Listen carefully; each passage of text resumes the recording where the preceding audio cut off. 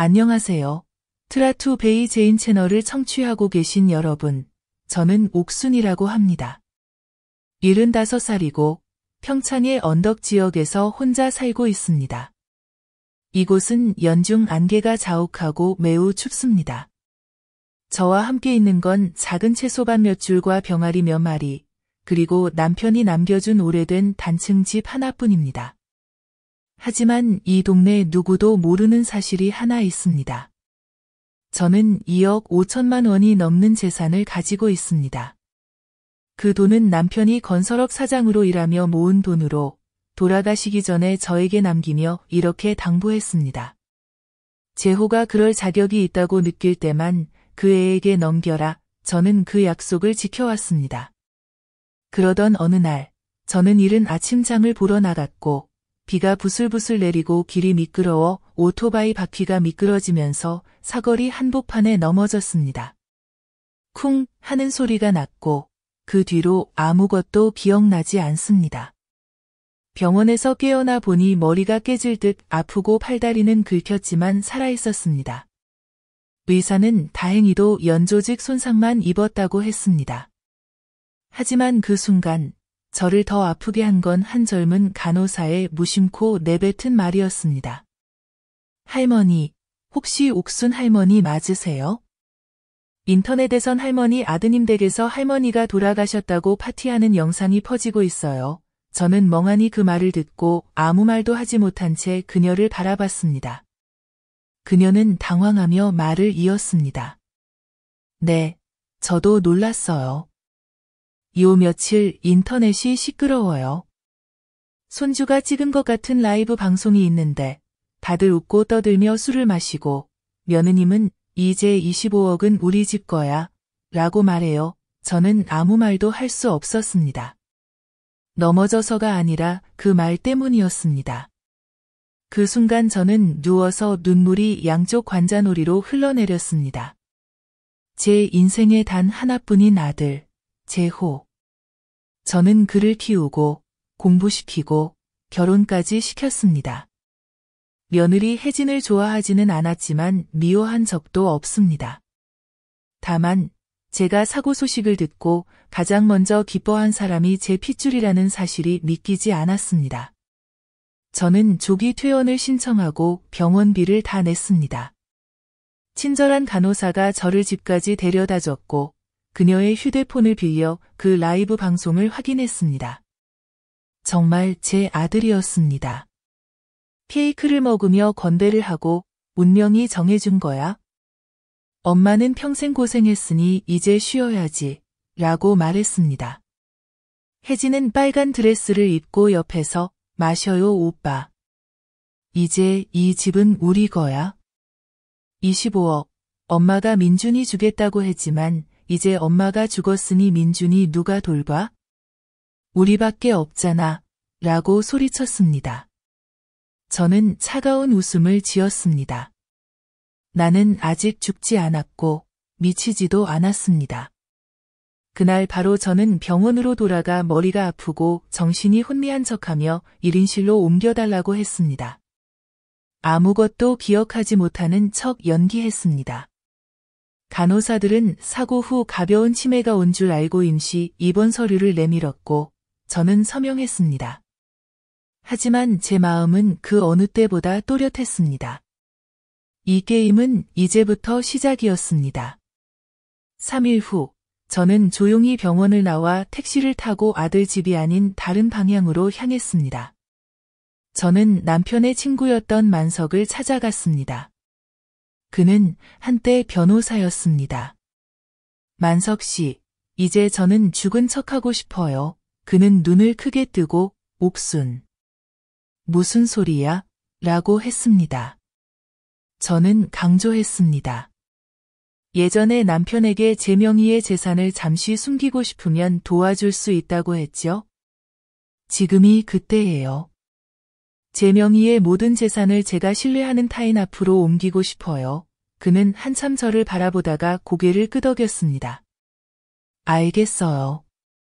하지만 본인이 뭘 하는지 아시죠? 저는 고개를 끄덕였습니다. 알아요. 저는 죽은 척하는 거예요. 내가 사라졌을 때 내가 길러준 사람들의 진짜 얼굴이 어떻게 드러나는지 보고 싶어요. 그날 밤, 저는 작은 방에서 재호와 혜진의 결혼식 사진을 휴대폰으로 보며 미소를 지었습니다. 너희들 너무 일찍 기뻐했구나. 그리고 유일하게 연락을 이어오던 친구 순자에게 전화를 걸었습니다. 그녀는 예전 봉제 공장에서 함께 일했던 오래된 친구입니다. 그녀는 전화를 받자 떨리는 목소리로 말했습니다. 세상에, 옥순. 아직 안 죽었어? 사고 나서 죽었다고, 장례식 한다고 들었는데, 저는 냉정하게 대답했습니다. 응, 나 살아있어. 내가 숨이 붙어 있을 때 누가 먼저 입으로 나를 묻는지 보려고 건강하게 살아있지. 저는 한적한 카페에서 만나자고 했습니다. 우리는 마주 앉아 모든 일을 이야기했습니다. 사고, 라이브 방송, 며느리의 말, 아들의 웃음, 그리고 제가 준비 중인 계획까지. 순자는 속삭였습니다. 이제 어떻게 할 거야? 저는 그녀에게 손글씨로 쓴 종이 몇 장을 건넸습니다. 가짜 사망진단서, 장례식 날짜와 장소, 초대 손님 명단이야. 내가 내 장례식을 주관하고 재호에게는 알리지 마. 가까운 친척만 간단히 초대해. 동사무소에서 확인만 받으면 돼. 그럼 넌? 난 참석하지 않아. 죽은 사람이 어떻게 나타나겠어? 순자는 눈물을 글썽이며 말했습니다. 세상에, 옥순, 정말 죽은 척 할 거야? 화가 나서 하는 소리가 아니고 저는 이를 악물고 대답했습니다. 나는 죽은 척해서 저들이 진짜로 어떻게 사는지 볼 거야. 일주일 후, 저희 장례식은 고향에서 열렸습니다. 제가 태어나고 자라고 남편을 따라 떠났던 그곳입니다. 제가 직접 고른 영정사진이 집 한가운데 놓였습니다. 참석자는 많지 않았지만 모두 울고 숙연해졌습니다. 한이웃 할머니가 속삭였습니다. 재호는 왜 안 왔지? 아무도 대답하지 않았습니다. 재호는 제주도에서 엄마가 죽었다는 소식을 듣고 가족과 리조트에서 휴가를 보내고 있었기 때문입니다. 저는 평창의 방에서 재호 가족의 장례 여행 라이브 방송을 보았습니다.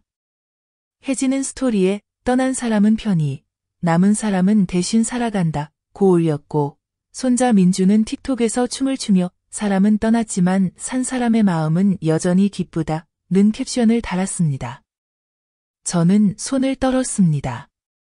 아파서가 아니라 분해서였습니다. 제가 이렇게 냉혈한 아들을 키울 줄은 몰랐습니다. 다음 날, 저는 변호사 만석에게 연락해 집과 땅, 예금, 주식, 금 등 모든 소유권을 제3자, 바로 동현 앞으로 옮기자고 했습니다.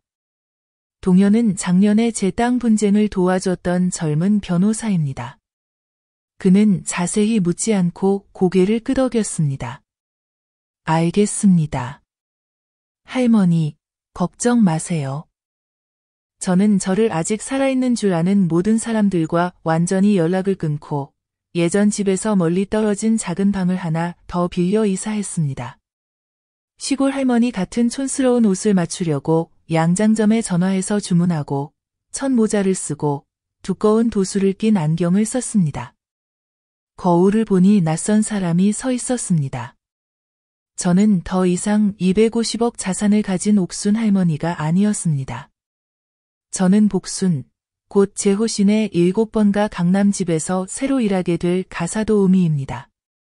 시장에 붙은 구인 광고 한 장을 보고 혜진 씨가 고급 아파트 전담 가사도우미를 구한다는 소식을 알게 되었습니다. 저는 전화를 걸었습니다. 네, 저는 복순이라고 합니다. 강원도 출신이고 오래 일할 곳을 찾고 있습니다. 아이 돌보고 밥 짓고 청소도 잘합니다. 혜진의 목소리가 전화기 너머로 날카롭게 들렸습니다. 월급 500만 원, 식사 숙식 제공, 불평 금지, 사생활 얘기 금지. 괜찮으면 면접 오세요. 저는 고개를 끄덕였습니다. 네, 꼭 가겠습니다. 그날 오후, 저는 아들의 집 대문 앞에 섰습니다. 손에는 낡은 청가방을 들고 고개를 숙였습니다. 아무도 저를 알아보지 못했습니다. 아무도요. 3년이나 제 젖을 먹고 자란 아들조차 저를 낯선 사람처럼 쳐다봤습니다. 저는 안으로 들어갔고 그 순간부터 저는 공식적으로 제 친아들의 가사도우미 복순이 되었습니다. 값비싼 물건들로 가득한 거실에 서서 혜진이 말하는 것을 들었습니다. 일 잘하면 계속 두겠지만 사적인 물건 건드리거나 우리 아이한테 쓸데없는 말 하면 바로 그만둬야 해요. 쓸데없는 소리 하는 사람 안 둬요. 저는 고개를 숙이고 말했습니다. 네, 제 처지를 잘 압니다. 속으로 저는 차갑게 웃었습니다. 너희들 그냥 잘 살아봐라. 때가 되면 내가 너희 둘의 두 번째 결혼식에 향을 피워줄 거다. 그 결혼식은 바로 업보와 함께. 집에 들어선 첫날부터 저는 한 가지를 확실히 알 수 있었습니다. 이곳은 더 이상 따뜻한 가정이 아니었습니다. 이곳은 값비싼 물건만 가득하고 인간미가 전혀 없는 유리 상자였습니다. 혜진은 저를 부엌으로 데려가며 더러운 그릇들을 가리켰습니다. 여기, 다 씻으세요. 우리 집 그릇은 냄새 나면 안 돼요. 닦고 나면 꼭 말려야 하고, 우리 아이 물건은 어른들이랑 같이 쓰면 안 돼요. 알겠죠? 저는 고개를 끄덕이며 여전히 고개를 숙였습니다. 저는 이 역할을 생각보다 더 잘 해내고 있었습니다. 가사도우미 할머니의 껍데기 아래에서 저는 모든 것을 듣고, 보고, 느끼면서도 아무도 저를 경계하지 않았습니다. 손자 민준이는 처음엔 저를 빤히 쳐다보다가 이렇게 말했습니다. 이 할머니, 우리 돌아가신 할머니랑 닮았는데 더 늙었어. 저는 웃었지만 속은 먹먹했습니다. 내 할머니는 내 팬티를 빨아주진 않았을 거다. 내가 지금 하는 것처럼.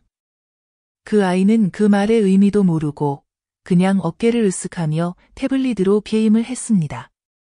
재호는 하루 종일 일하러 나가고 밤에 들어오면 저에게 아파트 경비원 대하듯 인사만 했습니다. 혜진은 저를 마치 말하는 로봇 청소기처럼 부렸고 제가 조금이라도 늦으면 눈초리를 주었습니다. 가끔 저는 가만히 서서 아들이 전화 통화하는 걸 듣기만 해도 혜진은 차갑게 말했습니다. 엿듣는 거예요? 거실 청소나 하세요. 저는 청소를 했지만 모든 말을 기억했습니다. 저는 몰래 낡은 휴대폰을 옷주머니에 넣고 집안에서 싸우거나 노모를 헐뜯는 말이 오갈 때마다 녹음을 켰습니다. 한 번은 혜진이 금고에서 집등기 권리를 꺼내 빛에 비춰보며 말했습니다. 이제 명예 바꿔도 되죠? 시어머니도 죽었는데 왜 아직도 그 이름으로 놔둬요? 재호는 고개를 저었습니다. 몇 달만 더 기다려야 해. 변호사가 좀 더 두라고 했어. 저는 속으로 웃었습니다. 너희가 등기권리 냄새나 맡을 수 있을지 아직 모를 일이지. 어느 날 저녁 거실을 청소하는데 민준이가 옛날 앨범을 뒤적이다가 제가 중년에 찍은 사진 한 장을 발견했습니다. 그 사진은 옛 장난감 더미에 섞여 있었습니다. 엄마, 왜 복순이 할머니가 우리 할머니랑 닮았어? 혜진이 급히 돌아서서 사진을 보고 다시 저를 바라봤습니다. 이 사진 어디서 났어요? 저는 일부러 치매 노인처럼 행동했습니다. 어떤 사진이요? 저는 아무것도 못 봤는데요. 혜진은 제 손을 쳐내고 아들의 손에서 사진을 낚아챘습니다. 우리 집 물건 함부로 만지지 마세요. 또 그러면 그만둬야 해요. 저는 한 발짝 물러나 작게 말했습니다. 네, 실수였어요. 죄송합니다. 그날 밤 허리가 아파 부엌 뒤 벽에 기대 앉아 쉬고 있었습니다. 그때 마침 혜진이 민준에게 화를 내는 소리가 들렸습니다. 그 할머니랑 너무 놀지 마. 그 사람은 그냥 일하는 사람이야. 가족 아니야. 죽다 살아난 시어머니가 다시 돌아오는 일은 없어. 알겠지? 민준이 조용히 물었습니다. 근데 만약 할머니가 안 죽었으면? 죽었어.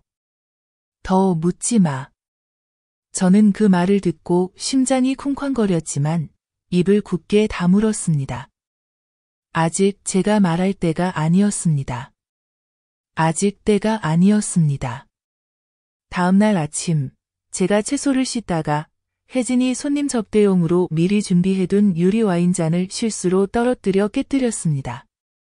잔이 깨지고 술이 사방에 튀었습니다. 혜진이 뛰쳐나와 소리쳤습니다. 눈이 멀었어요? 이 잔 몇백만 원짜리예요. 저는 무릎을 꿇고 깨진 조각을 하나하나 주우며 떨리는 목소리로 말했습니다. 죄송합니다.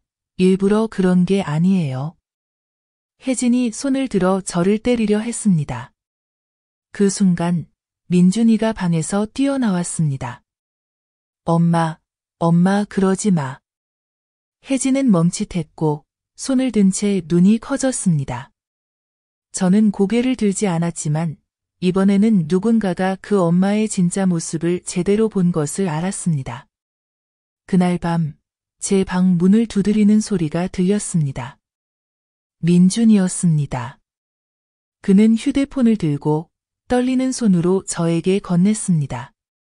복순 할머니, 저 찍었어요. 인터넷에 올렸는데 괜찮죠? 저는 그걸 받았습니다. 영상에는 혜진이 손을 들어 때리려는 모습, 제가 애원하는 소리, 그리고 민준이 엄마, 할머니 때리지 마 라고 말하는 소리가 담겨 있었습니다. 영상은 15초밖에 안 됐지만 저는 그게 모든 것을 폭발시킬 도화선이 될 거란 걸 알았습니다. 3일 뒤 SNS가 들끓었습니다.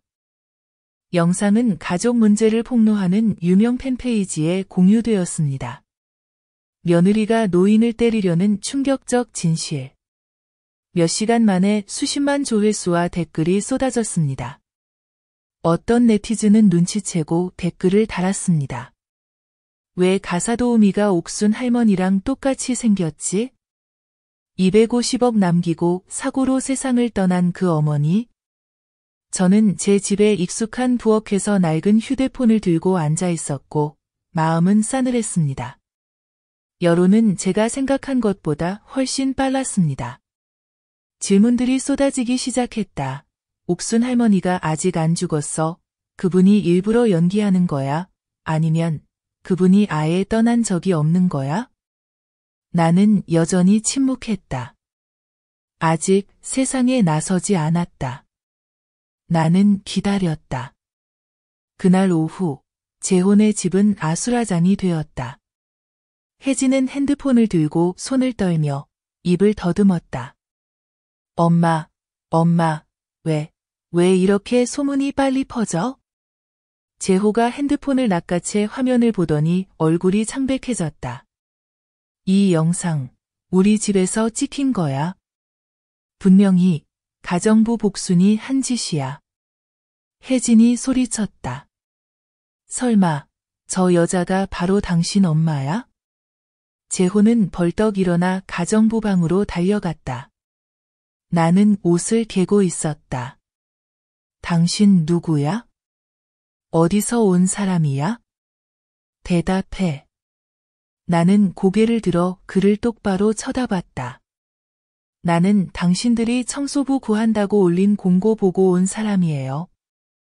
당신들이 쳐다볼 가치도 없다고 생각한 그 사람일 뿐이에요. 혜진이 소리쳤다. 닥쳐. 우리 집에 몰래카메라 설치했어? 당신 목적이 뭐야? 나는 천천히 일어나며 눈빛이 칼날처럼 날카로웠다. 나는 내가 죽은 척하는 동안 내 앞에서 울던 사람들의 진짜 얼굴을 오래 살아서 직접 보고 싶었을 뿐이에요.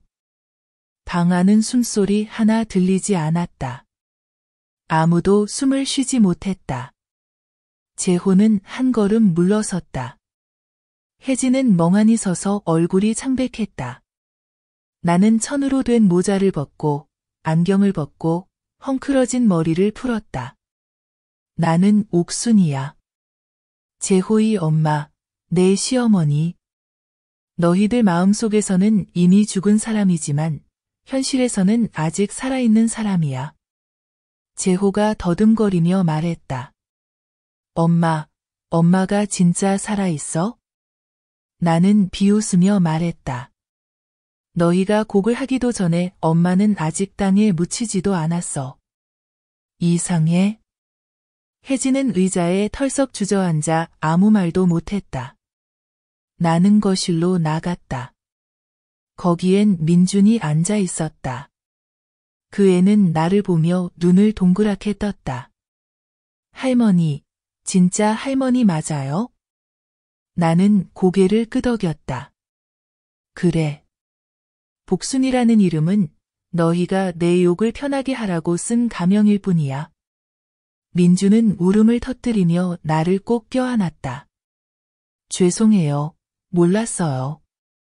우리 엄마, 우리 아빠. 나는 아이의 머리를 쓰다듬으며 아무 말도 하지 않았다. 그날 밤 나는 집을 나왔다. 손에는 천 가방 하나만 들고 있었다. 가기 전에 나는 식탁 위에 편지 한 장을 남겼다. 나는 너희의 사과가 필요 없다. 나는 너희가 살아가면서 어떤 잘못은 두 번 다시 고칠 기회가 없다는 걸 기억하길 바란다. 아직 고소하지도 않았고 경찰에도 신고하지 않았다.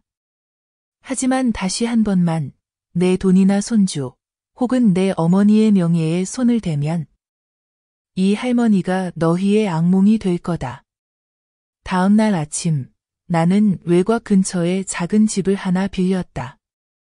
조용했다. 아무도 내가 어디 있는지 몰랐다. 하지만 SNS는 재혼의 집을 놓아주지 않았다. 영상은 빠르게 퍼졌고 언론도 달려들었다. 기사 제목이 온통 도배됐다. 아들, 엄마 죽은 척하며 거짓 눈물, 엄마가 집에서 정체를 밝히다. 충격 반전, 가정부가 버림받은 친엄마였다. 재호가 사는 동네 전체가 수군거리기 시작했다. 친구들은 연락을 끊고 직장 동료들은 뒷담화를 했다. 나는 아무것도 할 필요가 없었다. 그저 침묵만으로 충분했다. 동현, 변호사가 나에게 전화를 걸었다. 이보다 더 확실한 판결은 없네요. 그런데 앞으로 어떻게 하실 건가요? 나는 장작불 옆에 앉아 찻주전자를 올리며 천천히 말했다. 이제 복수는 총으로 하는 게 아니야. 나는 여론을 쓸 거야. 그들에게 알려줄 거다. 노모가 배신당하면 울지 않는다. 그녀는 일어나서 눈물 한 방울 한 방울을 무기로 바꿀 것이다. 다음 날 아침 나는 동현 변호사에게서 전화를 받았다. 옥수님, 언론이 들끓고 있습니다. 재혼에는 곧 무너질 겁니다. 하지만 공개적으로 나설 준비도 하셔야 해요.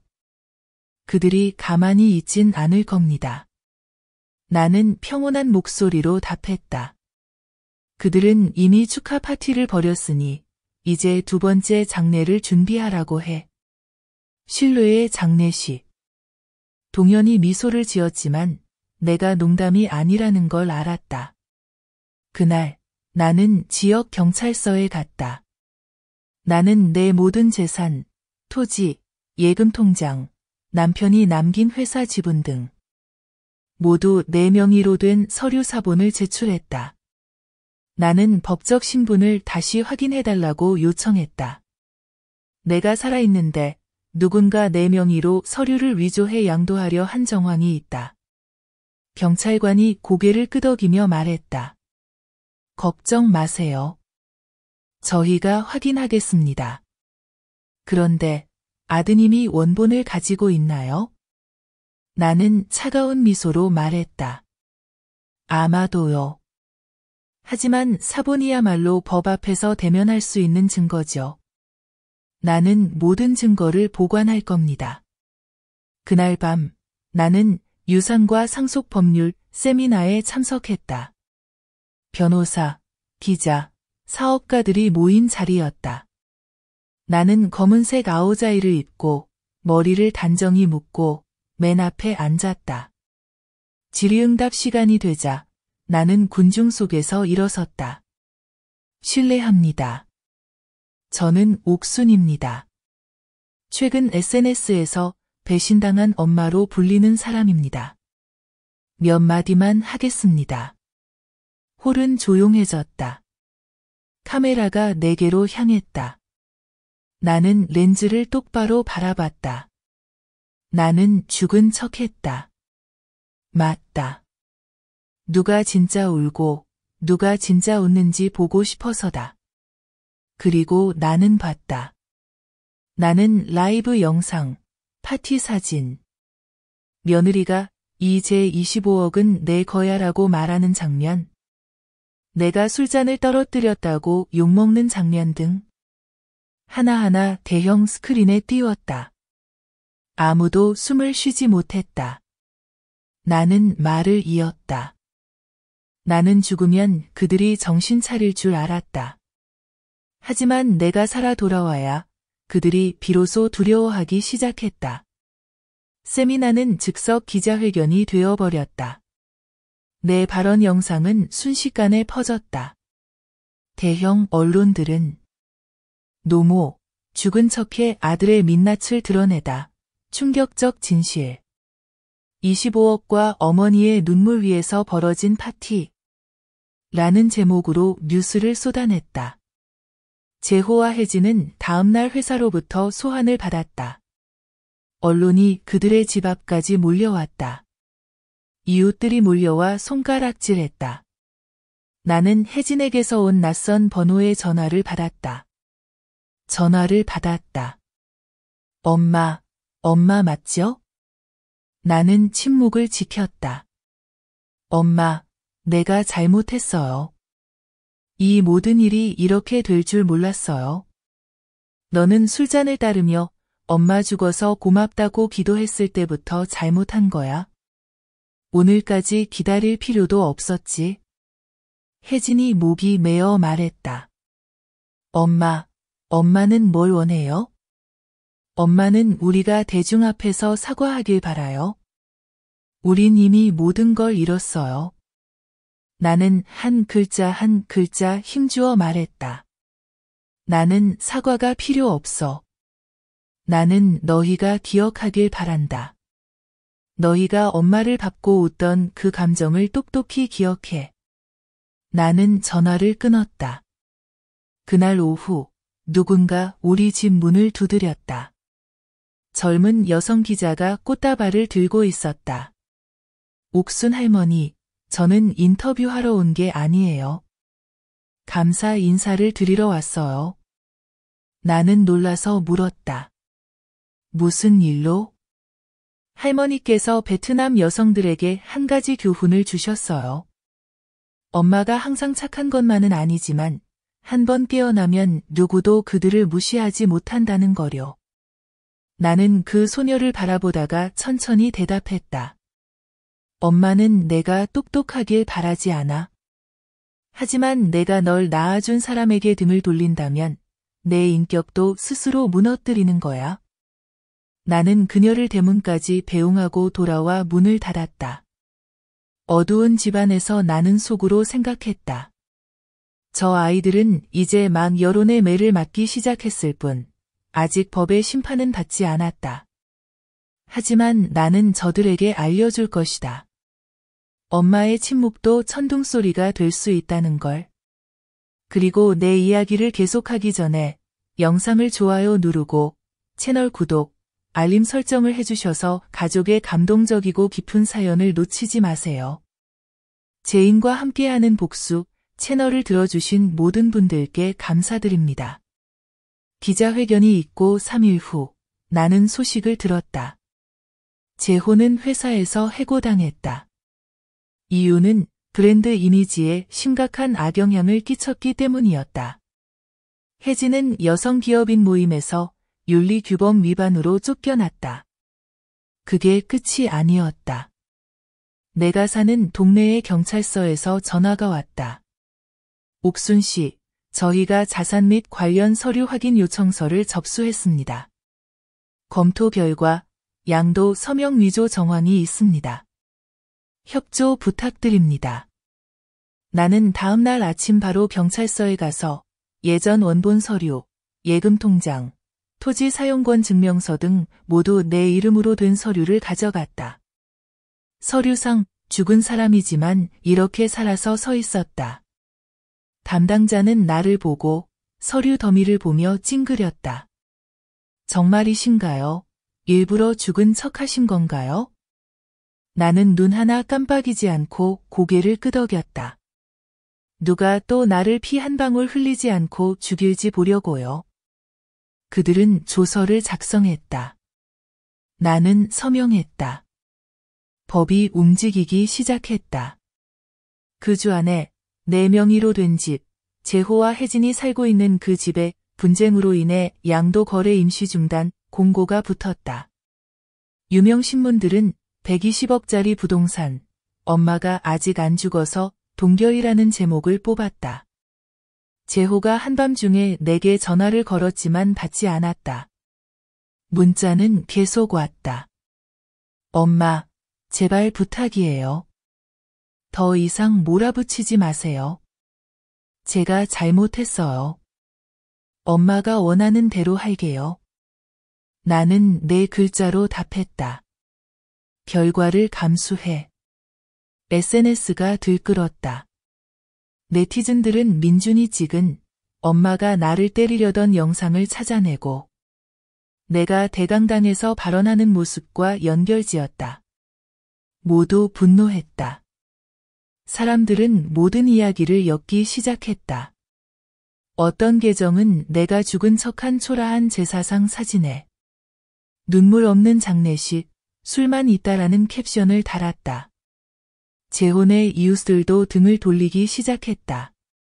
어느 날 아침, 혜진이 마트에 가려다 한 할머니에게 문 앞에서 막혔다. 딸이란 게 어찌 그리 못됐냐. 엄마 살아있는데 파티를 열다니 싸가지 없는 것. 혜진은 고개를 떨구고 아무 말도 못했다. 나는 이것이 업보의 첫 껍질일 뿐임을 알았다.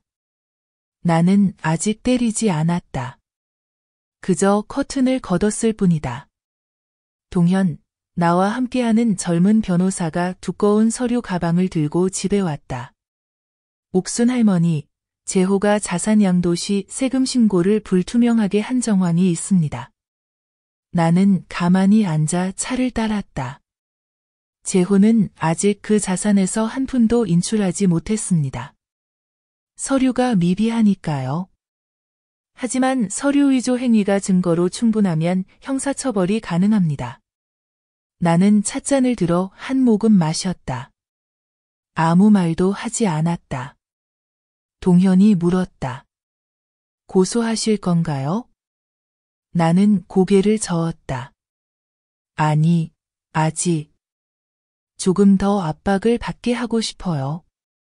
밥 먹으면서도 떨고, 불 끄고 자지도 못하게. 그게 첫 번째 교훈이다. 다음 날, 나는 구청에 불법 자산 조작이 의심되는 모든 재산에 대해 긴급 처분 신청을 냈다. 동시에 혜진이 이제 250억은 내 것이라 자랑하던 영상을 증거로 제출했다. 뉴스가 쏟아졌다. 내 이름은 저항하는 어머니, 올해의 최고 현명한 할머니, 칼 없는 전략가로 불렸다. 그날 오후 대형 방송국에서 전화가 왔다. 옥순 할머니, 현대가정에서 어머니의 진짜 가치에 대한 토크쇼에 꼭 모시고 싶습니다. 나는 거절했다. 방송에 나가서 증명할 필요 없어요. 내 자식들이 방송에서 서로 얼굴에 침 뱉는 걸로 충분해요. 동현이 나를 보며 고개를 저으며 웃었다. 할머니는 유명해질 필요 없죠. 하지만 온 나라에 인생 교훈을 가르치셨어요. 나는 일어나 창밖을 바라보았다. 밖에는 먼지 낀 유리창 너머로 햇살이 비쳤다. 모든 것이 평온했다. 하지만 나는 안다. 재호가 살고 있는 집안은 이미 폭풍 우다. 그리고 나는 그 폭풍의 한 겹 한 겹을 벗기고 구름을 걷어 햇빛을 드러낸 장본인이다. 내가 말한 대로다. 아직 법이 때릴 필요는 없어. 하지만 여론이 보게 해야 해. 그리고 지금 모든 시선이 나를 주목하고 있다. 운명의 기자회견. 그때가 바로 내가 모든 패를 던진 순간이었다. 동현이 신뢰받는 언론사와 약속을 잡았다. 도심 언론사 건물에 작은 강당이 준비됐다. 언론, 기자, 유튜버, 틱토커, 여성 및 노인 보호 단체 대표들로 가득 찼다. 모두 죽은 척한 엄마의 진실을 듣고 싶어 했다. 나는 뒷문으로 들어갔다. 검은 아우자이를 입고 머리는 단정히 틀어 올렸으며 화장기 없는 얼굴이었다. 음악도 화려한 무대도 없었다. 오직 나와 마이크, 그리고 직진하는 조명뿐. 나는 짧게 말했다. 내 이름은 옥순, 75세. 내 자식이 직접 선언한 죽음에서 막 살아 돌아온 사람입니다. 강당은 숨소리도 들리지 않을 만큼 조용했다. 저는 첫 번째 클립, 재호와 혜진의 술자리 라이브 방송 장면을 틀어달라고 요청했습니다. 잔이 부딪히는 소리, 웃음소리, 혜진의 통쾌한 목소리, 그 여자 25억, 이제 우리 집 거야. 몇몇 기자들이 입을 벌리고 한 여자는 얼굴을 감싸며 울기 시작했습니다. 저는 계속 말했습니다. 저는 죽지 않았어요. 하지만 그들은 배신으로 저를 죽였죠. 영상을 찍은 건 복수하려는 게 아니에요. 단지 제 제사상 앞에서 엄마, 편히 가세요라고 말했던 이들의 진짜 얼굴을 남기고 싶었을 뿐입니다. 저는 경찰이 확인해준 합법적 생존 증명서를 내밀었습니다. 플래시 앞에 들어 올리며 말했습니다. 이게 저예요. 진짜 살과 뼈가 있는 사람, 살아있고 그리고 기억합니다. 그 후 저는 집에 숨겨둔 카메라로 찍은 장면들을 추가로 보여줬습니다. 제가 심부름을 하는 모습, 혜진이 제 얼굴에 소리 지르는 모습, 술잔을 깨뜨렸다고 욕을 먹는 장면. 각 장면은 몇십 초에 불과했지만 그걸로도 행사장 전체가 일어나 박수를 쳤습니다. 한 젊은 남자가 손을 들어 질문했습니다. 옥순 씨, 무엇이 자녀를 저렇게 만들었다고 생각하세요? 저는 주저없이 대답했습니다. 밥만 먹이면 되는 줄 알았어요. 양심으로 사는 법을 가르치는 걸 잊었죠? 사회자가 물었습니다. 다시 선택할 수 있다면 용서하시겠습니까? 저는 카메라를 똑바로 보며 대답했습니다. 용서는 하지만 잊지는 않아요. 저는 배신자를 먹여 살리려고 살지 않습니다. 하지만 나쁜 사람이 편하게 살도록 죽지도 않을 겁니다. 행사 마지막에 저는 주머니에서 편지 한 장을 꺼냈습니다. 3주 전 사라지기로 결심하며 가짜로 쓴 유서였습니다. 이건 재호에게 남긴 편지예요. 만약 정말 제가 죽었다면요. 편지에는 이렇게 썼습니다. 엄마는 너를 원망하지 않는다. 원망해도 엄마가 다시 살아나진 않으니까. 하지만 다음 생에도 엄마와 자식이 된다면 그땐 엄마가 한 번만 죽게 해다오. 다 읽자. 행사장은 숨소리조차 조용해졌고 이내 박수가 터졌습니다. 우는 사람도 있었고 일어나 저에게 고개 숙여 인사하는 이도 있었습니다. SNS에는 기자회견 영상이 산불처럼 퍼졌습니다. 네티즌들은 저를 강인한 어머니, 올해 최고의 반전, 영화보다 더한 시나리오라고 불렀습니다. 경찰은 제 재산을 조사하기 시작했고 제호가 제출했던 모든 양도 서류를 임시로 동결했습니다. 동시에 제호와 혜진을 소환해 대질 조사에 들어갔습니다. 이제 그들은 물러설 곳이 없었습니다. 언론은 그들을 포위했고 친구들은 연락을 끊었습니다. 제호는 회사 내 직원 명단에서 이름이 삭제되었고 혜진은 기업인 협회에서 제명되었습니다. 그들이 살던 집은 봉인되고 재산 분쟁으로 임시 사용 중지라는 팻말이 붙었습니다. 저는 긴 박수 속에 기자회견장을 나왔습니다. 누군가가 따라와 함께 사진을 찍자고 했고 한 여자아이는 저에게 꽃을 주며 말했습니다. 저도 엄마가 할머니를 본받았으면 좋겠어요. 저는 그저 웃었습니다. 자만하지도 슬퍼하지도 않고 그냥 웃었습니다. 차에 오를 때 동현이 저에게 물었습니다. 기분이 어떠세요? 저는 짧게 대답했습니다. 돈을 되찾으려고 살아난 게 아니에요. 정의를 찾으려고 살아난 거예요. 예상대로 제호 집안에는 계속해서 파도가 몰아쳤습니다. 하지만 이번엔 저는 더 이상 조용히 지켜보는 사람이 아니었습니다. 공식적으로 대중 앞에 나서 재산 분쟁과 문서 위조 소송에 제 이름을 올렸습니다. 동현은 저에게 관계기관의 1차 조사 결과 보고서를 보내줬습니다. 거기엔 이렇게 적혀 있었습니다. 재산 소유권 서류에 수정 흔적이 있고 서명 위조 및 용도 허위 기재를 통한 개인 재산 양도 거래 의혹이 있음. 쉽게 말해 제호가 저 몰래 일부 토지 서류에 제 서명을 위조해 팔 준비를 했다는 것이었습니다. 저는 외곽에 임대한 작은 나무집에 앉아 한 줄 한 줄 읽었습니다. 더 이상 마음이 아프지 않고 차가웠습니다. 돌처럼 차가웠습니다. 그날 오후 동현에게 전화를 걸었습니다. 유언장 변경 서류 준비해줘. 제호랑 혜진한테는 아무것도 남기고 싶지 않아. 단 한 푼도. 동현이 낮은 목소리로 물었습니다. 정말이세요? 완전히 끊는 겁니까? 저는 고개를 들고 칼처럼 날카로운 눈빛으로 말했습니다. 걔네가 내가 죽은 걸로 술잔을 들었을 때 이미 끊었어. 지금은 그냥 서류 절차일 뿐이야. 저는 동현에게 새 유언장을 작성해달라고 했습니다. 세 부분으로 나누어 한 부분은 손자 민준에게 25세가 되고 대학을 졸업하며 전과가 없을 때만 쓸 수 있도록 했습니다. 한 부분은 엄마는 외롭지 않다 라는 이름의 자선기금으로 자식에게 버림받은 노모들을 돕는 데 쓰기로 했습니다.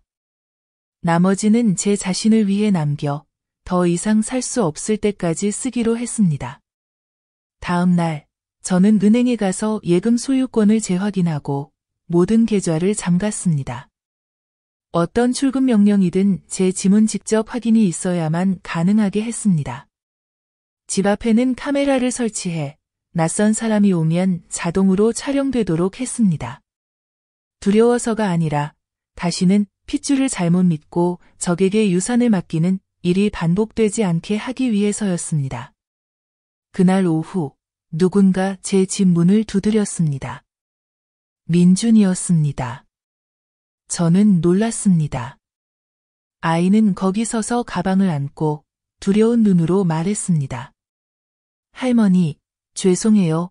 저는 문을 열어드리고 물 한 잔을 따라주었습니다. 누가 오라고 했니? 제가 혼자 왔어요. 엄마는 회에 가고 아빠는 집에서 문을 닫고 있어서 뒷문으로 몰래 나왔어요. 할머니가 보고 싶었어요. 저는 아이를 바라봤습니다. 여전히 제가 갓난아기 때 안아줬던 그 아이였지만 지금은 자기 아버지보다 세상을 더 잘 아는 듯 했습니다. 할머니, 저도 잘못한 거 알아요. 그때 엄마가 미워서 영상을 찍었는데 지금은 엄마가 저한테 많이 화가 났어요. 저도 어떻게 해야 할지 모르겠어요. 저는 아이의 머리를 쓰다듬으며 부드럽게 말했습니다. 내 잘못이 아니야. 잘못된 걸 보고 반응했을 뿐이야. 어른들이 잘못한 거지, 내가 아니야. 할머니, 엄마가 할머니를 마녀라고 했어요. 우리 집을 웃음거리로 만들었다고요. 저는 웃음이 터졌습니다. 웃으면서 눈물이 났습니다. 그래, 할머니가 마녀야. 하지만 사람을 괴물로 만든 게 아니야. 그냥 가면을 벗겼을 뿐이야. 민주는 저를 꼭 안았습니다. 할머니랑 같이 있고 싶어요. 집에 가기 싫어요. 저는 아이의 머리를 쓰다듬었습니다. 할머니도 그러고 싶어. 하지만 아직은 안 돼. 법이 허락하지 않아. 내가 아직 어려서. 아이는 제 어깨에 기대며 조용히 말했습니다. 기다릴게요. 할머니, 다시는 죽지 마세요. 저는 말없이 안아주었습니다. 나는 약속하지 않는다. 하지만 나는 안다. 나는 살아보려고 노력할 것이다. 적어도 민준이가 내게 의지하지 않고 스스로 설 수 있을 때까지는. 저녁에 민준이를 택시로 데려다 준 뒤 나는 그 아이에게 편지를 썼다.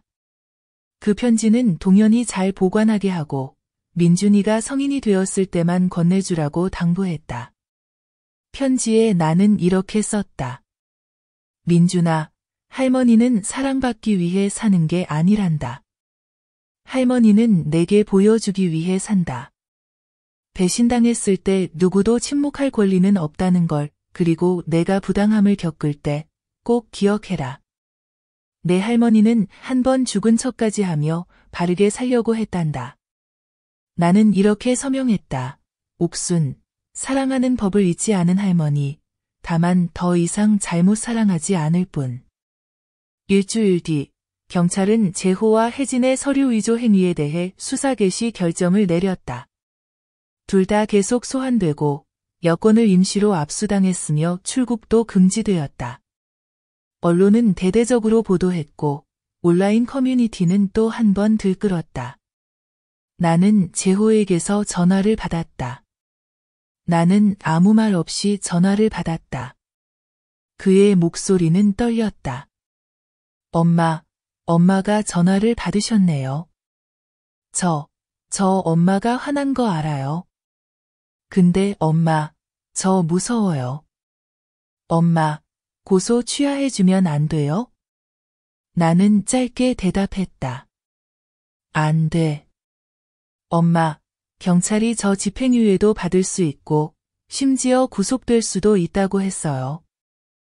혜진이는 계속 울고 엄마 이러시면 저희 다 끝장이에요. 나는 여전히 침착하게 말했다. 너희가 술 따서 축하할 때 엄마 생각은 했니? 저희가 잘못했어요. 근데 엄마, 누가 한 번쯤 철없던 적 없어요? 엄마가 저 키우셨잖아요. 저 성격 급한 거 아시잖아요. 나는 말을 잘랐다. 성격 급한 게 아니야. 피도 눈물도 없는 거지. 엄마가 아직 숨도 안 끊겼는데 너희는 이미 등기부 등본 뽑을 준비하고 있었잖아. 재호는 침묵했다. 숨소리만 거칠게 들렸다. 엄마 제발요. 나는 마지막으로 한마디 했다. 엄마는 사고로 죽지 않았다. 하지만 너를 믿은 믿음 때문에 거의 죽을 뻔했다. 나는 전화를 끊었다. 심장이 떨리지 않았다. 손도 차갑지 않았다. 그날 오후 나는 시 여성회에서 주최한 비공개 모임에 초대받았다. 주제는 엄마의 힘, 침묵이 더 이상 선택이 아닐 때였다. 나는 다른 어머니들 사이에 섰다. 누군가는 자식에게 버림받았고 누군가는 요양원에서 혼자 늙어가고 있었다. 그들은 내 손을 잡고 자신의 이야기를 들려주었다.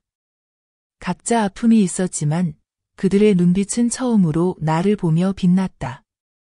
80쯤 된 할머니 한 분이 내 손을 떨며 잡았다. 옥순 씨, 고마워요. 당신 덕분에 저도 용기 내서 요양원 나와 혼자 살기로 했어요. 저 안 죽어요. 저 살아서 저를 짐이라고 여기는 저 아이를 두고 볼 거예요. 나는 그 할머니를 안으며 속으로 생각했다. 알고 보니 나 혼자가 아니었구나. 한 세대의 엄마들이 침묵만 하다가 이제 목소리를 내기 시작했구나. 그날 밤 한 대형 방송국에서 내가 출연했던 기자회견 영상을 통째로 재방송했다. 영상 댓글이 폭증했다. 모두가 말했다. 올해의 용감한 엄마상이 있다면 옥순 씨에게 드려야 한다. 어떤 이는 내 인생 여정을 짧은 영상으로 만들어 올렸다. 사고, 죽은 척, 가사 도우미로 들어가 며느리의 본색을 밝히고 방송에 출연하기까지. 마치 단편 영화 같았다. 단 3일 만에 조회수 1천만을 넘었다. 심지어 젊은 감독이 내게 연락해 영화로 만들고 싶다고 저작권을 요청했다. 나는 거절했다. 나는 말했다. 내 인생은 영화가 아니에요. 진짜 피고, 진짜 눈물이고, 진짜 배신당한 믿음이에요. 하지만 누가 다시 이야기하는 건 막지 않아요. 단지 올바르게 이야기해 주세요. 어떤 엄마들은 피해자가 되기 위해 태어난 게 아니다. 어느 날 민준이가 직접 찍은 동영상 하나를 내게 보냈다. 영상 속은 제호 집거실. 차갑고 웃음소리도 말소리도 없었다. 카메라에 대고 민준이가 속삭였다. 할머니가 보고 싶어요. 여기 너무 우울해요. 엄마는 더 이상 웃지 않고 아빠는 계속 침묵만 해요. 내가 어릴 때로 돌아가서 할머니랑 더 오래 있고 싶어요. 나는 영상을 보고 울음을 터뜨렸다. 후회해서가 아니었다. 그저 알았기 때문이다.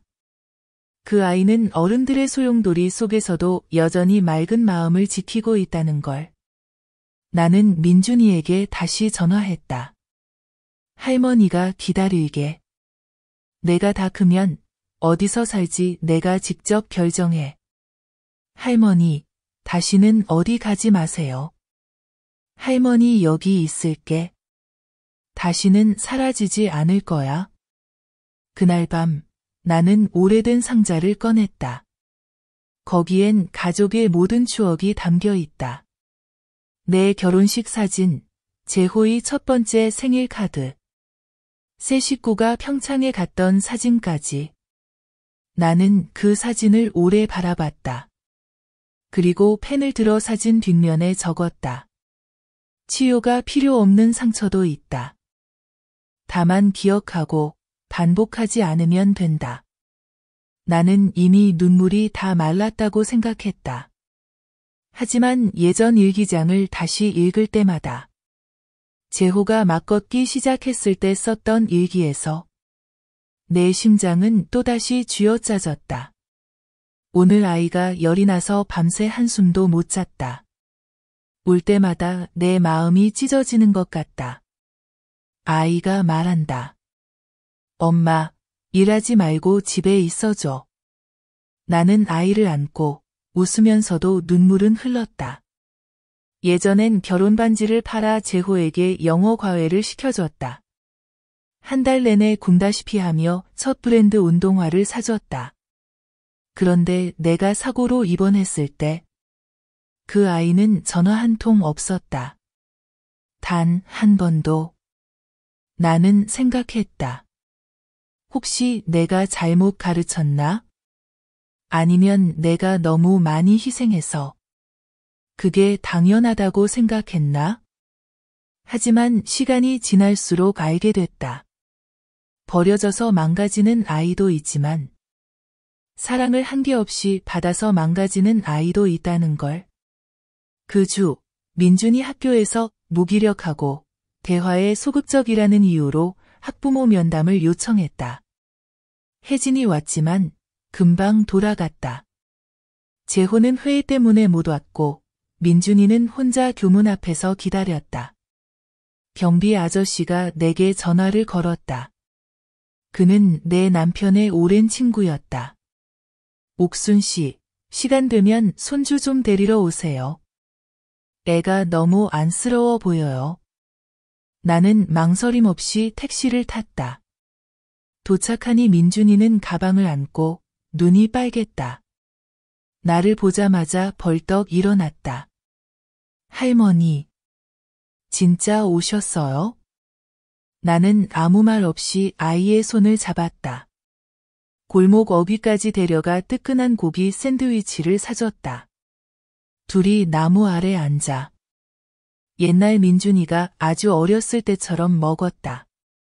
할머니, 집에 있기 싫어요. 엄마는 늘 차갑고 아빠는 구석에만 앉아 있고 나는 너무 외로워요. 그렇게 느끼는 건 내 권리야. 하지만 그 감정에 무뎌지면 안 돼. 내 마음은 내가 따뜻하게 지켜야 해. 그 아이는 고개를 끄덕이고 한 입 더 먹더니 머뭇거리며 물었다. 할머니, 만약 제가 아빠를 닮지 않았다면 할머니는 저를 사랑해 주실 거예요? 나는 아이를 바라보며 가슴이 아팠다.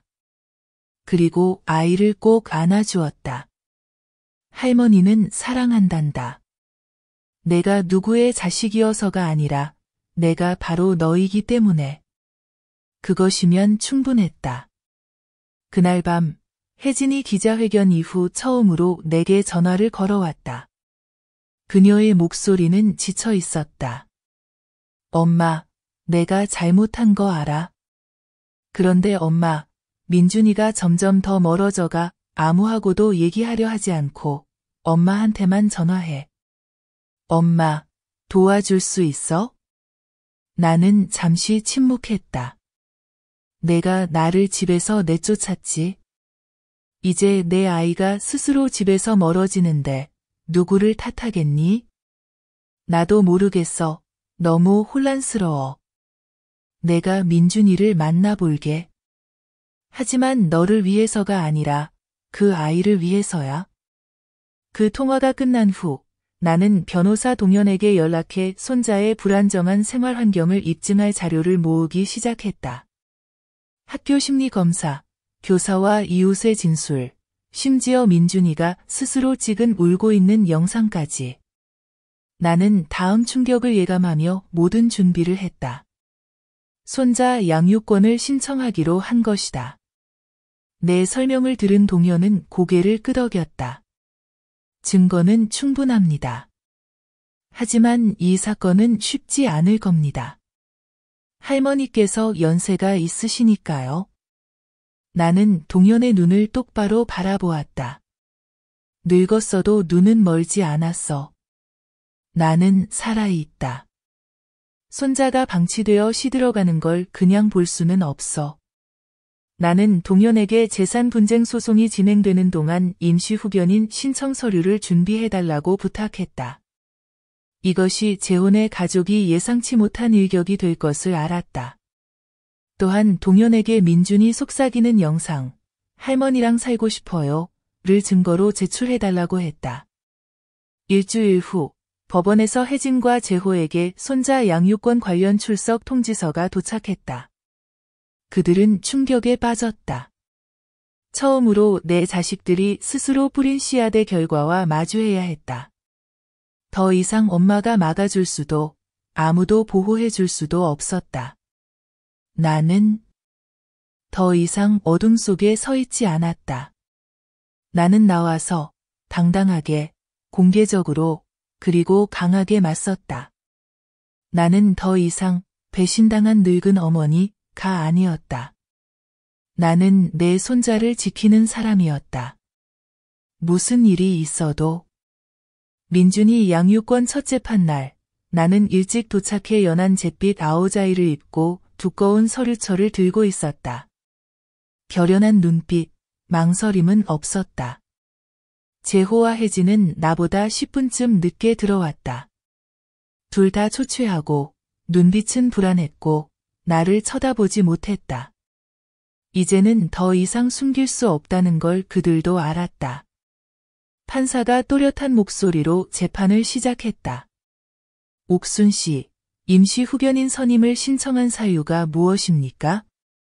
나는 침착하지만 단호하게 일어섰다. 재판장님, 이기기 위해서가 아닙니다. 이 아이가 더는 웃음 없는 집에서 살고 있기 때문입니다. 부모는 위기에 빠져 있고 아이의 신뢰를 잃었습니다. 나는 서류철을 가리켰다. 이것이 손자가 방치된 증거입니다. 교사 보고서, 아이가 직접 찍은 영상, 학교 심리 평가서입니다. 판사는 서류를 훑어보고 제호 쪽을 바라보았다. 하실 말씀 있습니까? 제호는 일어나서 더듬거리며 말했다. 저는 어머니가 이걸 법정까지 끌고 오실 줄은 몰랐어요. 가족사인데. 나는 작게 웃었지만 모두 들릴 만큼 충분히 크게 말했다. 가족사요? 내가 죽기를 축하하는 잔치를 열 때도 가족사라고 생각했나? 판사는 질서를 유지해달라고 했다. 혜진이 일어나 부드럽게 말하려 애썼다. 재판장님, 최근에 아이를 제대로 돌보지 못한 점 인정합니다. 하지만 저는 아이를 사랑합니다. 제 아이입니다. 몇 번의 실수 때문에 아이를 잃을 수는 없습니다. 나는 간단히 답했다. 사랑은 행동입니다. 말이 아니에요. 당신은 나를 마녀라고 부르고 당신 아이는 나를 유일한 안전한 곳이라 부릅니다. 법원은 누구를 믿어야 할까요? 법정은 조용해졌다. 아무도 반박하지 않았다. 재판이 끝날 무렵 판사는 판결을 내렸다. 재산 분쟁과 가족 갈등 관련 사건이 조사 및 처리되는 동안 민준 군은 임시로 할머니이신 옥순 씨가 후견하도록 합니다. 정신적, 물질적, 관계적 안정성이 충분히 입증되었습니다. 나는 조용히 앉아 손을 꼭 쥐었다. 환호도, 눈물도 없었다. 그저 살짝 손을 움켜쥐었을 뿐. 이 승리는 나를 위한 것이 아니라 민준을 위한 것이었다. 그날 밤, 민준은 내 집으로 이사왔다. 아이는 말이 없었고 단지 나를 꼭 안더니 내 품에 얼굴을 묻고 잠들었다. 마치 평생 처음으로 숨을 제대로 쉬는 것처럼. 나는 민준을 위해 따로 침대를 마련하고 새 책상을 사주고 아이가 좋아하는 갈비감자국과 계란고기전을 해주었다. 늘 조용하던 집에 아이의 웃음소리가 울려 퍼졌다. 나는 알았다. 이 싸움은 단순한 혈연 때문이 아니라 시들어가는 한 영혼을 구하기 위한 것이었다. 일주일 후 나는 민준을 학교에 데려다주고 교문 앞에서 기다렸다. 낯선 여성이 다가와 조용히 말했다. 옥순 씨, 저는 한 할머니의 언니예요. 그분이 딸에게 감금당한 적이 있었는데 옥순 씨 영상을 보고 딸 집에서 도망쳐 저와 함께 살게 됐어요. 덕분에 다시 살아나셨어요. 나는 그녀의 손을 잡고 단 한마디만 했다. 이제 우리는 더 이상 침묵하지 않을 거예요. 그날 오후 나는 민준과 함께 공원에 갔다. 아이는 잔디밭을 뛰어놀며 맑게 웃었다. 나는 벤치에 앉아 하늘을 바라보며 마음이 솜털처럼 가벼웠다. 몇 달 만에 처음으로 나는 진짜로 살아있음을 느꼈다. 존재하는 것도, 견디는 것도, 가장하는 것도 아니었다. 나는 더 이상 참고 사는 어머니가 아니었다. 나는 내 손자를 지킬 만큼 강한 할머니가 되기 위해 살았다. 그리고 나는 알았다. 여기서 멈추지 않을 것임을. 내가 민준의 임시 후견권을 얻은 것은 단순히 제호와 혜진에게 일격을 가한 것이 아니었다. 또 한 번 세상을 놀라게 한 일이었다. 내 가족 이야기를 따라왔던 신문들은 다시 이렇게 썼다. 옥순 씨, 배신당한 늙은 어머니에서 폭풍 속 손자 양육권을 되찾은 사람으로. 감정의 반격, 아이는 엄마가 아니라 할머니를 선택했다. 소셜미디어는 들끓었고 수천 개의 지지 댓글이 쏟아졌다. 많은 어머니, 외할머니, 친할머니들이 내 이야기가 담긴 글 아래에 자신의 이야기를 공유했다. 아무도 호소하지 않았지만 공감의 물결이 자연스럽게 퍼져나갔다. 그 사이 재호와 혜진은 거의 설 자리를 잃었다. 이제 그들을 변호해줄 변호사도 아무도 없다. 모두가 이해했다. 그들의 도덕적 초상화가 온 국민 앞에서 산산조각 났다는 것을. 늦은 밤, 나는 익명의 전화를 받았다. 수화기 너머로 혜진의 쉰 목소리가 들렸다. 당신이 이겼어요. 만족해요? 내 아이도 빼앗아갔는데 이제 뭘 더 원해요? 나는 대답하지 않고 그저 들었다. 나는 당신이 약해서 병원에서 어둠 속에서 죽을 거라 생각했어요. 그런데 이제 나를 세상 사람들 앞에서 웃음거리로 만들었네요. 당신은 시어머니가 아니라 복수자예요. 나는 조용히 웃었다. 나는 복수하지 않았어. 단지 참는 걸 멈췄을 뿐이야. 그럼 우릴 죽이고 싶은 거예요? 재혼은 기소 직전이고 재산은 동결됐고 내 아이도 빼앗겼고 당신 계산은 충분히 끝났잖아요. 너희가 직접 집에 불을 질렀어. 나는 그저 물을 주지 않았을 뿐이야. 혜진은 전화를 끊었다. 나는 여전히 가만히 앉아 있었다. 마치 그런 전화가 없었던 것처럼. 다음 날 아침, 나는 민준이와 함께 공원에 운동하러 나갔다. 민준이는 이리저리 뛰어다니며 내게 학급 이야기, 새 선생님 이야기, 어제 옆자리에 앉은 친구가 펜을 빌려가고 돌려주지 않은 이야기를 했다. 할머니, 나 펜 돌려받아야 할까? 당연하지. 내 것은 당당하게 돌려받을 권리가 있어. 하지만 예에 바르게 받아야 해. 민준이는 고개를 끄덕이며 눈을 반짝였다. 할머니처럼? 할머니도 지금 공정함을 되찾고 있잖아. 나는 웃으며 머리를 쓰다듬었다. 그래. 하지만 할머니는 할머니만을 위해서가 아니라 너를 위해서도 되찾는 거야. 오후에는 동현과 재산 분쟁 사건에 대해 다시 논의했다. 그가 말했다. 수사기관에서 재호의 재산 양도 서류 위조 행위에 대해 충분한 증거를 확보했습니다. 유죄가 확정되면 집행유예나 사회봉사 명령이 나올 수 있습니다. 혜진은 방조 혐의지만 정도는 약합니다. 재판은 언제쯤 열려? 한 달 후에 1심이 열릴 예정입니다. 법정에 출석하시겠어요? 나는 고개를 끄덕였다. 반드시 앉아 있어야 해. 그들이 심판받는 걸 보기 위해서가 아니라 늙은 어머니가 영원히 침묵하는 말 없는 말판이 아니라는 걸 증명하려고. 동현은 잠시 말이 없었다가 물었다. 재호에게 선처할 생각은 없으세요? 나는 고개를 들고 날카로운 눈빛으로 말했다. 없어.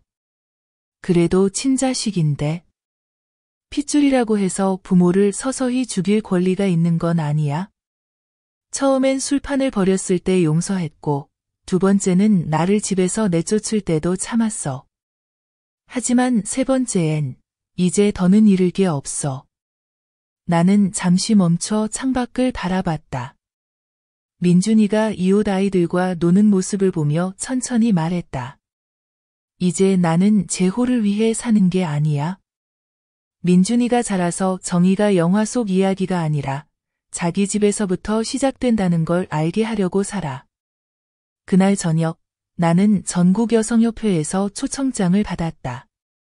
여성과 보호받을 권리, 세미나의 명예 게스트로 초대한다는 내용이었다. 나는 명예가 필요하지 않았다.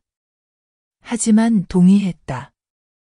왜냐하면 수백, 수천 명의 어머니와 할머니들이 침묵 속에서 누군가 먼저 말하기를 기다리고 있다는 걸 알기 때문이다.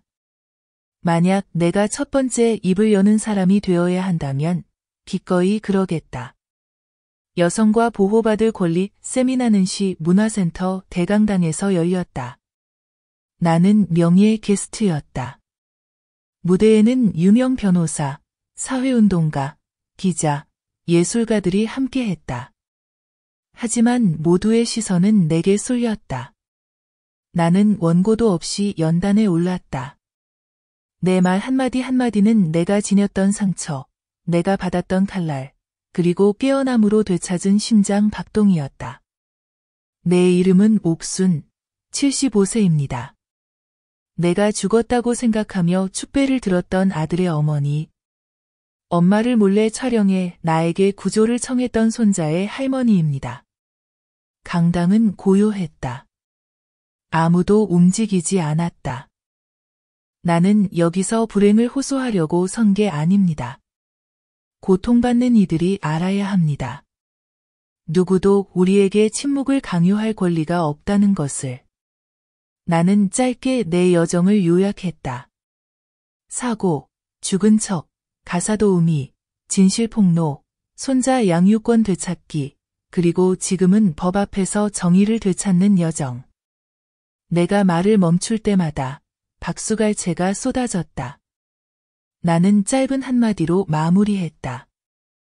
늙은 어머니가 진실을 말하기 시작하면 사회 전체가 귀를 기울여야 합니다. 세미나가 끝나고 나는 민준이와 집에 돌아왔다. 민준이가 달려와 안겼다. 할머니, 이제 유명인 됐어요. 선생님도 할머니 영상 봤대요. 나는 머리를 쓰다듬으며 웃었다. 할머니는 유명해질 필요 없어. 내가 버림받았다고 고개 숙이는 아이로 자라지 않는 게 더 중요해. 하지만 분명히 나의 공개적인 등장은 재혼의 집을 완전히 수세로 몰아넣었다. 언론도 더 이상 그들을 따르지 않았다. 소셜미디어도 분노에서 외면으로 바뀌었다. 이제는 그들의 변명에 아무도 관심을 두지 않았다. 그들은 사회 한복판에서 고립된 집에 사는 것처럼 되었다. 어느 날 나는 혜진의 변호사로부터 편지를 받았다. 내용은 민준이의 심리적 영향을 고려해 재판 외 별도 협상을 원한다.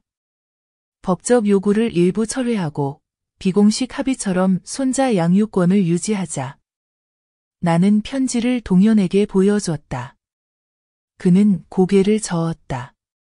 시간을 벌려는 거예요. 아니면 판결을 피하려는 걸 수도 있고.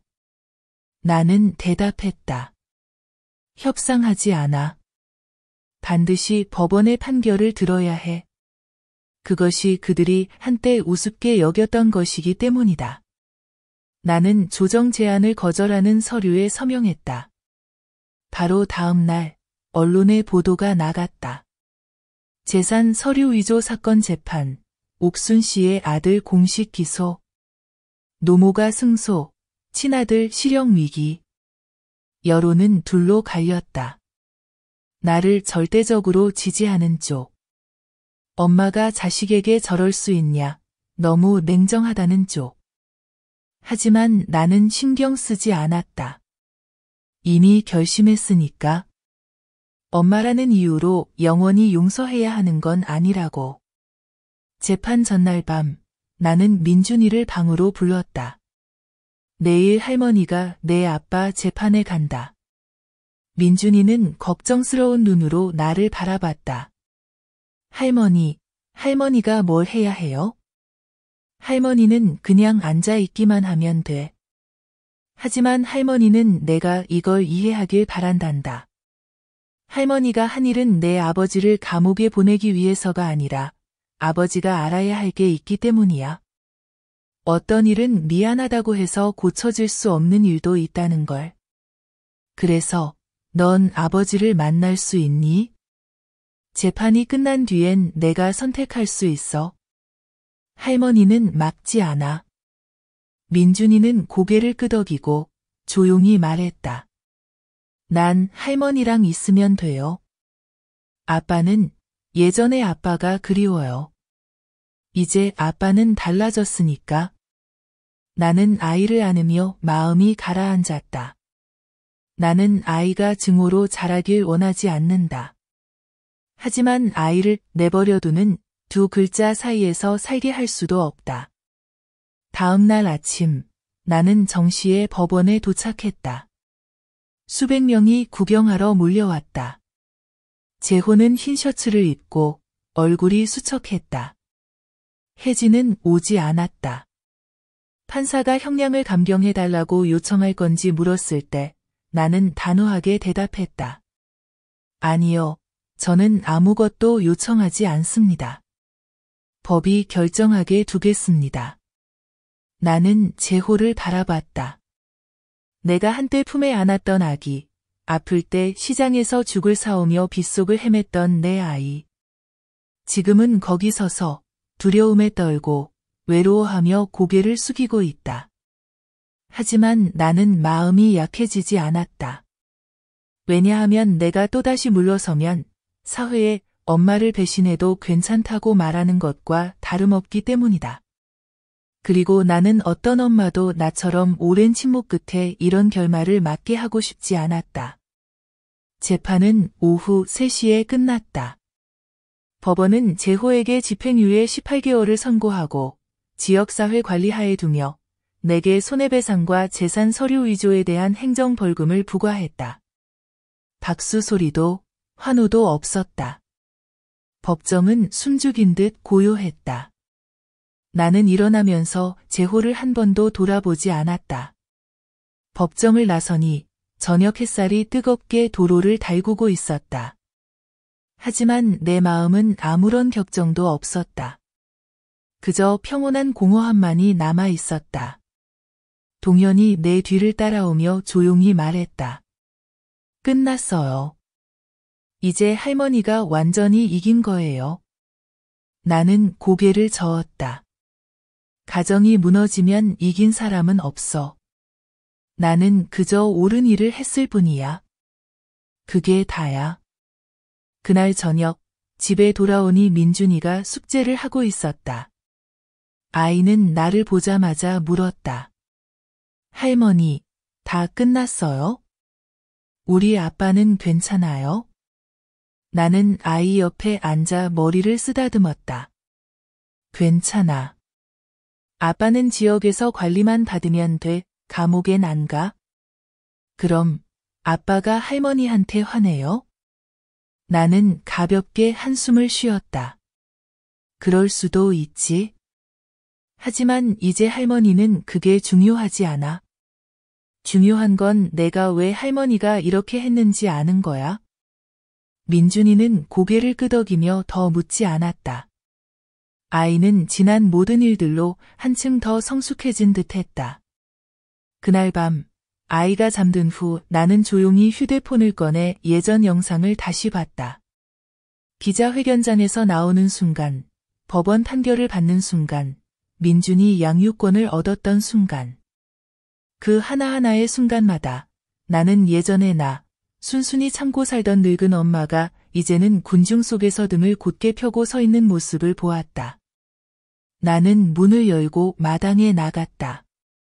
밤바람이 살랑이고 하늘엔 긴 구름이 걸쳐 있었다. 나는 고개를 들어 속으로 생각했다. 여보, 나 해냈어요. 우리 집을 사랑으로 세웠지만 그들은 배신으로 부쉈죠. 그래도 나는 한 부분, 온전한 부분을 지켰어요. 다음 날 나는 집 근처 시장에 갔다. 상인들과 아는 사람들이 모두 나를 알아봤다. 누군가 소리쳤다. 옥순 할머니. 인터넷에서 올해 가장 용감한 엄마라고 하던데요. 나는 그저 웃었다. 나는 그저 더 이상 침묵하면 안 된다는 걸 아는 엄마일 뿐이에요. 중년의 한 여성이 끼어들었다. 할머니, 노인들에게 사는 법을 가르치는 수업 좀 열어주세요. 할머니 영상 보고 저도 집문서 자식에게 안 넘기기로 했어요. 나는 소리 내어 웃었다. 수업까지는 필요 없어요. 딱 한 글자만 배우면 돼요. 지키다. 뭘 지켜요? 자신을 지키고, 재산을 지키고, 자존심도 지켜요. 사람들이 박수를 치며 시장 한쪽이 떠들썩해졌다. 그날 오후, 민준이가 그림 한 장을 가져왔다. 거기엔 할머니가 온화하게 웃고 있는 모습과 두 팔을 번쩍 든 아이가 그려져 있었다. 지붕 위엔 이렇게 썼다. 할머니와 민준이의 집, 아무도 버려지지 않는 곳. 나는 그림을 들고 목이 메었다. 말이 필요 없었다. 서투른 붓질만으로도 아이는 내가 평생 지키려 했던 것을 정확히 그려냈다. 밤이 되어 나는 그림을 접어 새 유언장 옆 서랍에 넣었다. 나는 손이 떨리지만 또박또박 한 줄을 썼다. 만약 누가 할머니 인생의 가장 큰 재산이 무엇이냐고 묻거든 이 그림을 내밀어라. 밤바람이 창틈으로 스며들 때 나는 서랍에서 오래된 비단 손수건을 꺼내 가족 사진 한 장을 곱게 쌌다. 그 사진엔 재호가 아버지 어깨에 앉아 있고 나는 옆에서 환하게 웃고 있다.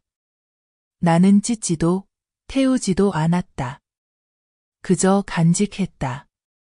사랑은 잘못이 아니며 다만 그 사랑을 받을 자격 없는 사람에게 주었을 때 잘못이 된다는 걸 상기시키기 위해서. 그리고 이제부터 내 인생에 남을 자격이 있는 사람은 내가 정할 것이다. 재판 한 달 후 나는 동네 주민위원회에서 공식 통지를 받았다. 민준이 18세가 될 때까지 내가 합법적 보호자로 인정받았다는 내용이었다. 나는 편지를 3번이나 읽고 조심스레 접어 상자에 넣었다. 민준이 그린 그림과 유언장 옆에. 그때 느낀 건 기쁨이 아니라 평온함이었다. 이제 아이가 다시는 버려지지 않을 거란 확신에서 오는 평온함. 그날 나는 민준을 데리고 이발소에 갔다. 집에 돌아오는 길에 아이가 물었다. 할머니, 만약 언젠가 아빠가 와서 사과하면 용서할 거예요? 나는 생각하다가 천천히 말했다. 용서는 할 수 있지만 잊지는 못해. 그럼 아빠가 울면요? 할머니는 몇 년을 울었단다. 내 아빠는 이제야 시작일 뿐이야. 울음은 가장 가벼운 대가야. 아이는 말없이 내 손을 꼭 잡았다. 나는 알았다. 아이는 지금 스스로 공정함을 배우고 있다. 그것은 정작 부모가 가르쳐주지 못한 것이다. 저녁에 나는 소식을 들었다. 재호가 내 집에서 전입신고를 내고 나갔다고. 이제 공식적으로 그는 내 호적에서 빠졌다. 동현이 전화로 물었다. 할머니, 섭섭하지 않아요? 나는 대답했다. 아니. 내 마음이 가벼워. 오래된 낡은 옷을 추억이라며 붙잡고 있던 걸 벗어버린 것처럼. 다음 날 아침, 한 대형 방송국에서 내 인생을 바꾼 여성들에 관한 특별 프로그램 인터뷰를 요청해왔다. 나는 예전처럼 거절했다. 나는 TV에 나와야만 인정받는 사람이 아니에요. 하지만 그녀는 수백만 명에게 영감을 줍니다. 삶으로 전하는 것만으로 충분하다. 마이크가 필요 없다. 나는 여전히 아침잠을 보고 민준이를 위해 요리를 하고 숙제를 하라고 챙긴다. 내가 빌린 집은 크지 않지만 따뜻하다. 매일 저녁 나는 민준이와 오목을 두고 착한 사람과 영리한 사람을 구별하는 법을 가르친다. 나는 민준이가 단지 똑똑하기만 한 아이가 아니라 바르게 살길 바란다. 어느 날 민준이가 물었다. 할머니, 내가 커서 돈을 많이 벌면 할머니를 모셔야 해? 나는 웃으며 말했다. 아니, 할머니는 돈이 필요 없다. 할머니는 내가 거짓말만 하지 않으면 된다. 그걸로 충분하다. 민준이는 고개를 끄덕이고 자기 작은 수첩에 썼다. 약속 한 번, 할머니에게 절대 거짓말하지 않기. 나는 아직 서툰 글씨를 바라보며 마음이 한결 부드러워졌다. 자랑스러워서가 아니었다. 내 여정이 헛되지 않았음을 느꼈기 때문이다. 그날 나는 민준이를 데리고 묘지에 가서 할아버지의 묘를 찾았다. 오랜만에 찾은 자리였다. 나는 꽃을 가져가지 않았다. 대신 미리 써둔 쪽지를 가져갔다. 여보, 나는 당신이 당부한 대로 가족을 지키지 못했어요. 하지만 지금 나는 일부를 지키고 있어요. 온전한 부분, 감사하는 부분, 착한 부분. 민준이는 여전히 할아버지를 기억해요. 아직 어리지만 많은 걸 이해한다. 민준이는 금이 갔던 집에서 배신당하지 않은 부분 그 자체다. 나는 그 쪽지를 묘비 옆에 두었다. 아무도 읽지 못한다. 오직 당신만. 밤이 되어 나는 내 수첩을 꺼내 마지막 줄 뒤에 적었다. 다시 살아난 지 132일째. 나는 더 이상 재호를 미워하지 않는다. 내 마음엔 더 이상 실망을 담을 자리가 없다.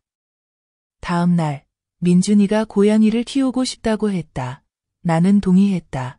두 할머니와 손자는 애완동물 가게에 가서 아주 작은 삼색 고양이를 골라 이름을 희망이라고 지었다. 그날 밤, 나는 처음으로 나 자신에게 한 줄을 썼다. 지난 일은 이제 다퉜다. 앞으로 나는 복수하지 않는다. 그냥 계속 살아간다. 가볍게, 그리고 바르게. 희망이라는 아주 작은 삼색 고양이가 온 뒤로 집안이 훨씬 밝아진 것 같다. 민준이는 더 많이 웃고, 더 많이 말한다. 아이는 고양이의 자리를 베개 옆에 마련해주고, 학교에서 돌아오면 꼭 속삭인다. 오늘 반에서 어떤 애가 나보고, 엄마가 없대. 하지만 나는 할머니가 있으니 아무것도 잃지 않았다고 했어. 나는 아무 말 없이 민준이의 머리를 쓰다듬었다. 민준이의 한마디 한마디가 지난 수년간 금이가 있던 내 마음의 바닥을 작은 못으로 단단히 고정하는 듯 했다. 어느 날 저녁, 요리를 하다 문 두드리는 소리를 들었다. 문을 열었더니 재호가 서 있었다. 아무것도 들고 있지 않았고, 내 눈을 똑바로 보지도 않았다. 엄마, 나 민준이 잠깐만 보고 싶어. 아무 말 안 할게. 부탁도 안 할게. 나는 문턱을 막고 서서 들이지 않았다. 민준이 지금 공부 중이야. 방해하지 마. 10분만. 엄마가 욕하든 때리든 다 괜찮아. 나는 재호의 얼굴을 똑바로 보았다. 나도 예전엔 그러고 싶었지. 하지만 이제는 내 피부치를 지킬 줄 모르는 사람에게 시간 낭비하지 않아.